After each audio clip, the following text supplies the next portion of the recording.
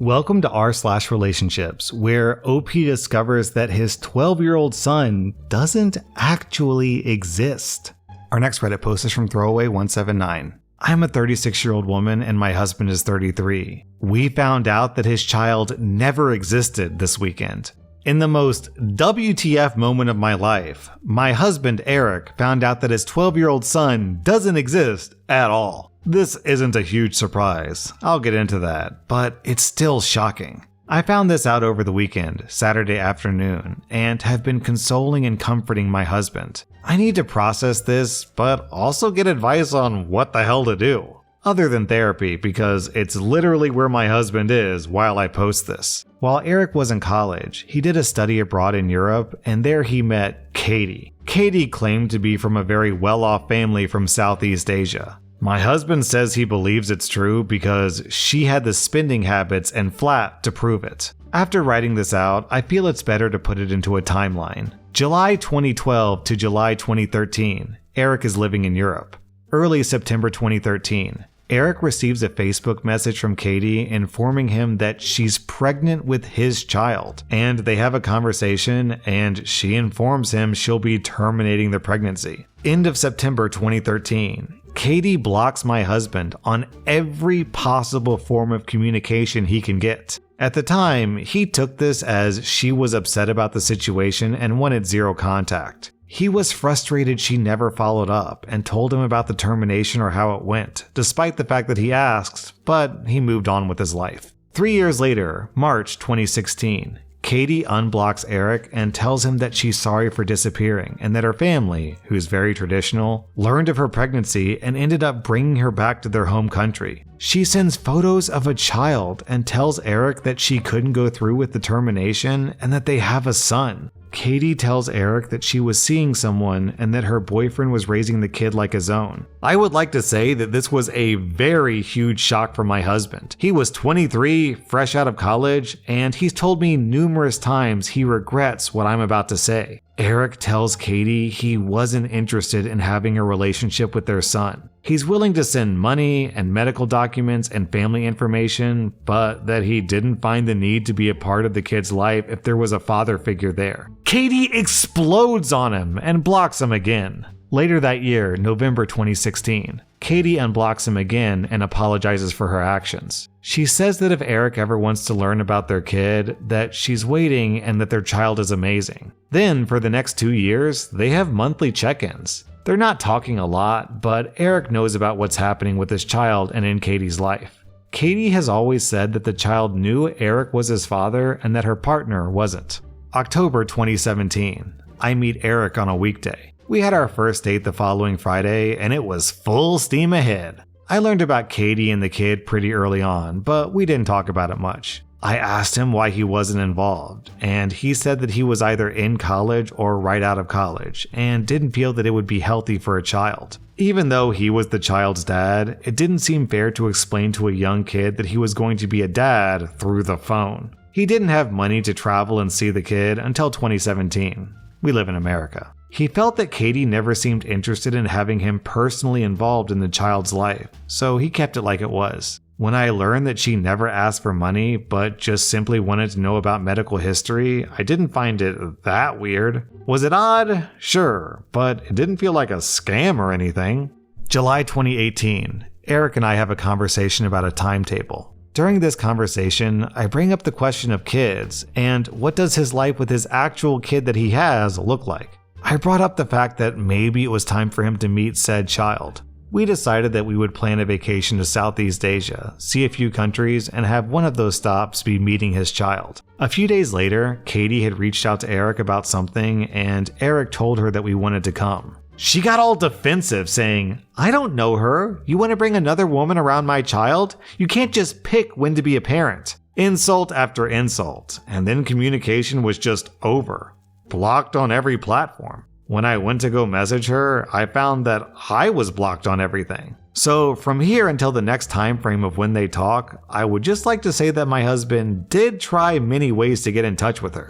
January 2019, Eric and I get engaged. July 2019, I get pregnant. I lost the baby, but this was a very hard time for Eric. Obviously, miscarriages are hard for every father, but Eric told me he felt like he was losing his kid all over again. Eric got very depressed, and this is when he began therapy. Eric being upset caused me to be upset, and with that, the loss of the baby and the wedding planning, I finally confessed this to my parents. My parents knew about the kid, but not all the details. My dad is a lawyer and is very well connected. And 2 days later, I'm sitting down for a lunch meeting with my dad and his two buddies, one of whom is an immigration lawyer and one who's in family law. They asked me 1,000 questions, and the immigration lawyer asks if we have a birth certificate. I say no.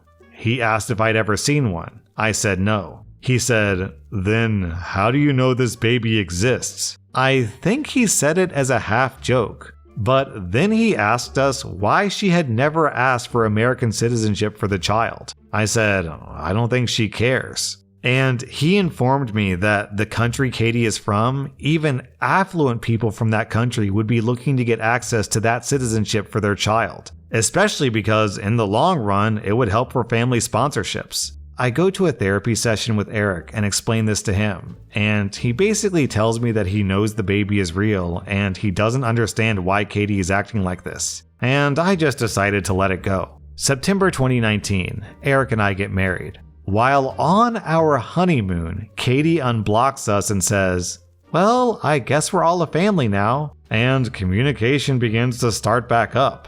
For about 2 months, conversations are going great. Eric actually talks to his child, and Katie invites us to come meet the child finally, but then COVID hits and we're stuck in America. During this time, it's about the same as it always was. Katie checks in about once a month, but when we ask to talk to the child more, she says it's too confusing, or he doesn't speak English good, or there's a time difference. April 2020, I get pregnant, and we chose not to tell anyone outside of our parents and siblings. I didn't post about it, didn't upload photos of the bump. I just chose to break the news with a picture of our son, born January 2021, with the caption, "Survived the pandemic, now facing sleepless nights." I don't know the exact time we posted it, but if we posted it at like 10:15 a.m., then by 10:30 a.m., we got a message from Katie saying how sick and twisted we were, saying our caption proves how disgusting I am, making light of a pandemic that killed thousands of people, saying how awful I was for not telling her so she could prepare her son to become a big brother. And then she personally attacks me saying some effed up crazy stuff. I was tired, I had postpartum, and I was tired of the drama and petty stories, and I knew that something wasn't adding up. And I asked, wrongly I'll admit, my husband to block her for a few days. Eric does this, and then a few days later when he thinks she's calmed down, he unblocks her. They try to have a conversation. It doesn't end well, and Katie blocks my husband. We expected to have her unblock us at some point, and we just waited, but she never did. Eric tried many times to get in contact, but nothing. We kept living our life. Had our twins, a boy and a girl, in October 2023. We thought that we'd hear from her around then, but we didn't. My husband spent a good chunk of time the last year trying to find her and the child. We did end up going to Southeast Asia earlier this year to celebrate 5 years of marriage. We were there with our kids for 3 weeks and traveled all over. Eric tried multiple times to reach out, and we hear nothing. Over this weekend, we get unblocked by Katie, and she starts off by apologizing and admitting that she knows what she did was wrong. And the moment my husband read that out loud, I knew where this was going. Sure enough, she cops to the fact that she has major mental health issues and lied about this whole thing. She was never pregnant. She enjoyed their time together during their study abroad and didn't want to lose him and thought that she could baby trap him. In her message, she spoke about how when she told him about the baby, she thought that he would get back on a flight and be with her. When he made it clear that he was more focused on partying than being a dad, that's when she blocked him the first time. She met someone else, Jay, and when Jay broke up with Katie, that's when Katie reached back out and said that she had the baby. But she never did. She was never even pregnant. It was all a ruse. Jay was always the man that we thought that she was with. Turns out they broke up years and years ago, and she's been lying to us about Jay too. I don't know what to do. This is such a huge lie and cover-up. I'm concerned for my safety. I spent this morning deactivating mine and Eric's social media accounts. I feel as if she's been watching all of us for a long time, and I don't even know what to do. My husband doesn't want our friends and family knowing just yet, which I'm fine with, but I don't even know how to begin with that. If anyone has a situation that matches this level of screwed up, obviously fake children in other countries is a niche problem. But this level of messed up stuff happens often. I need to know where to start, where to go, what to do, what to say. Any advice? Man, of all the stories I've read, I could probably list out 10 of like the craziest, funniest, most absurd stories I've ever read. This might make the top 10 list. This guy just took this woman's word at face value for 12 years and formed false emotional attachments to a baby that never existed. And this woman lied about it for 12 years to what? Seduce him? Even though he got a girlfriend and then got married and then had babies with her, and she kept the lie going all that time? All I would say is, OP, you can't believe anything this woman says at this point. If she says it's all a lie, who knows? Maybe it is a lie, maybe it isn't a lie. Maybe there really is a kid. I think all you can do at this point is go to your lawyer dad and his lawyer friends and or hire a private investigator in that country to just track the woman down and see if she has any kids. Because there's got to be official documents or records somewhere saying if she has kids or not. Our next Reddit post is from Throwaway.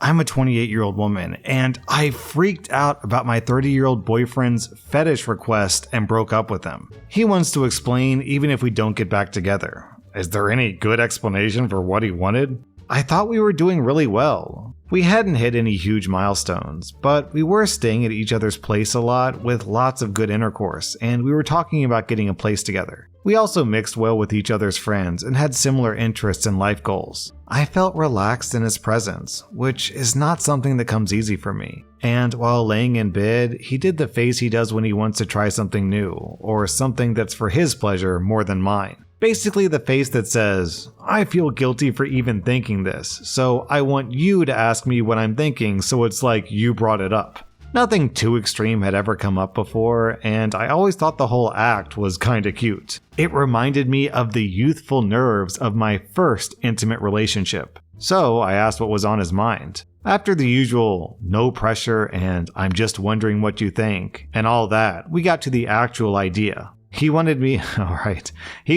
to have intercourse with his friend while he watched. I freaked out, and I don't usually do that. I'm able to have calm conversations with tense topics, but this felt very different. It was like a visceral reaction that I could barely even control. Feelings and words became so blended that I'm not sure where my thoughts ended and what I actually said out loud. I do know how it made me feel. Like everything I thought we had was a lie, and that he thought that I was his whore, and that his relationship with his friends was so much more important than our relationship or my dignity, that he could just toss me to them like I was nothing, and worse, that he could get off on watching that. There was also all the other stuff that would come with it.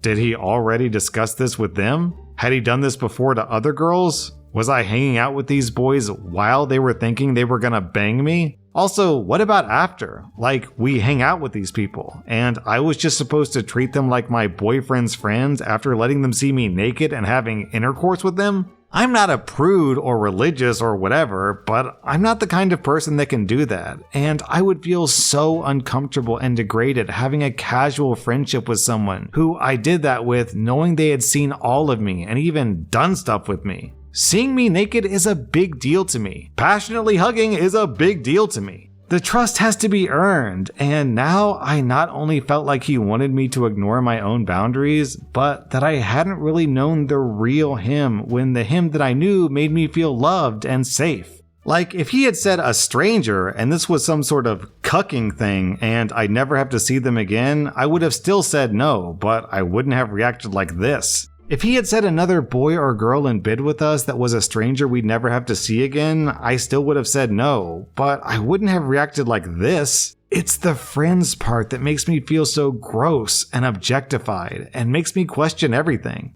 Anyways, at some point in my stream of consciousness attack, I told him we were done and left his place, not even grabbing my stuff. He's been texting me, trying to get the chance to explain and saying that even if we don't get back together, he wants me to understand what he was actually asking and what his feelings for me are and were. I basically feel like I know everything I need to, but this was a long-term relationship that I was invested in. And if he had screwed up in another way, even cheated or stole from me, I would at least let him explain himself while still breaking up with him. Is there anything that can make this not as bad as it sounded? That was r/relationships, and if you like this content, check out my podcast where I publish the exact same episodes. Also, hit that subscribe button because I put out new Reddit videos every single day.